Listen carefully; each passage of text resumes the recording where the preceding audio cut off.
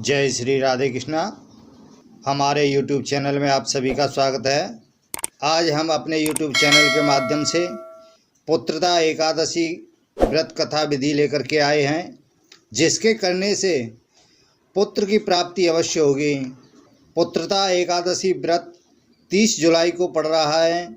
सावन मास के शुक्ल पक्ष की एकादशी तिथि को श्रावण पुत्रदा एकादशी भी कहा जाता है। इस व्रत का पुण्य वाजपेयी यज्ञ के समान बताया गया है। तो आइए जानते हैं किस प्रकार यह व्रत करना चाहिए। पुत्रदा एकादशी का व्रत रखने से संतान संबंधी परेशानी दूर होती है। पौराणिक कथाओं में पुत्रदा एकादशी का विशेष महत्व बताया गया है। पुत्रदा एकादशी का व्रत रखने से श्रेष्ठ संतान उत्पन्न होती है, तो इसलिए इस एकादशी को पुत्रदा एकादशी भी कहा जाता है। तो आइए हम अपने YouTube चैनल के माध्यम से सबसे पहले पुत्रदा एकादशी की व्रत विधि बताएं। पंचांग के अनुसार एकादशी की तिथि का आरंभ 30 जुलाई को होगा। पुत्रदा एकादशी व्रत का पारण 31 जुलाई को किया जाएगा। एकादशी की तिथि के दिन सुबह स्नान करने के बाद पूजा करें। इस दिन भगवान विष्णु की पूजा की जाती है। इस दिन घी का दीपक जलाएं और पीली चीज़ों का अर्पण करें तथा भोग लगाएं, क्योंकि भगवान विष्णु का पीले वस्त्र और पीले पुष्प बहुत प्रिय हैं। इस दिन व्रत के दौरान अन्न का सेवन नहीं किया जाता है। इस दिन विष्णु सहस्रनाम का पाठ करने से बहुत शुभ फल प्राप्त होता है, जिसके करने से भगवान विष्णु का आशीर्वाद प्राप्त होता है।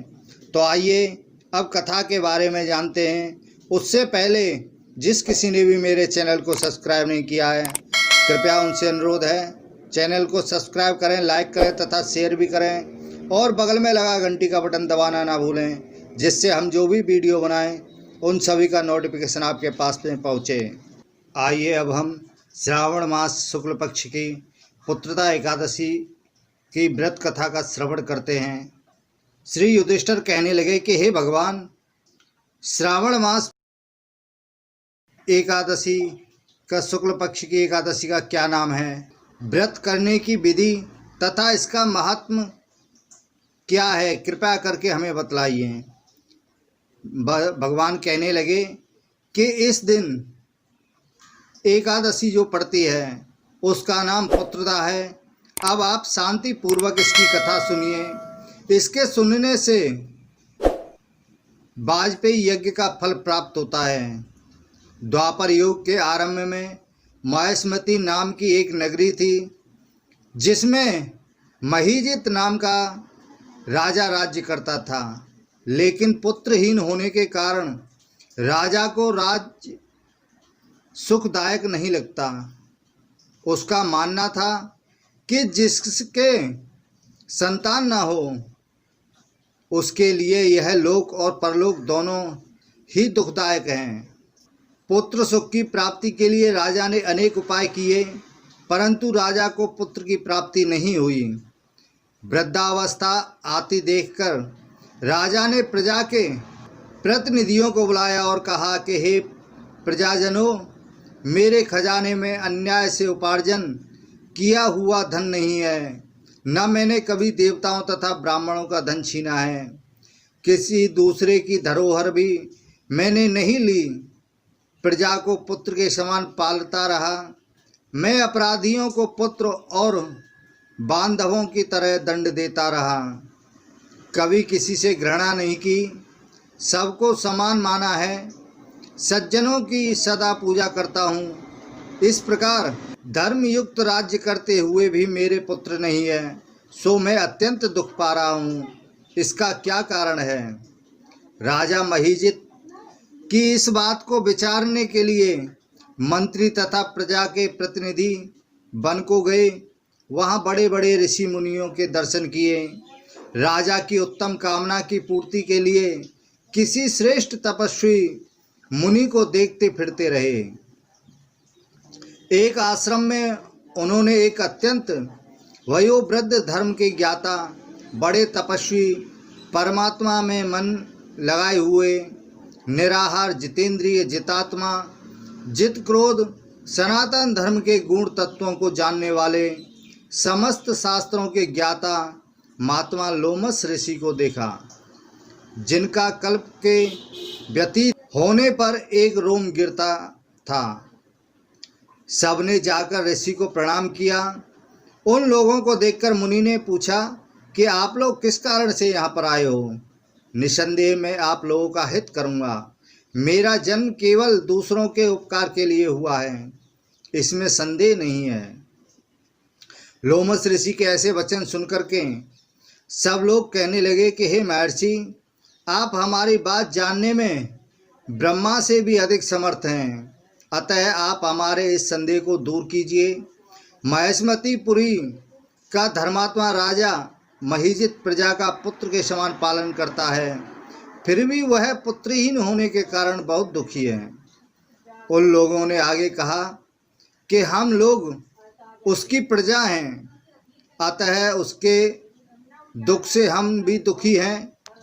आपके दर्शन से हमें पूर्ण विश्वास है कि हमारा यह संकट अवश्य दूर हो जाएगा, क्योंकि महान पुरुषों के दर्शन मात्र से अनेक कष्ट दूर हो जाते हैं। अब आप कृपा करके राजा के पुत्र होने का कोई ऐसा उपाय बतलाएं।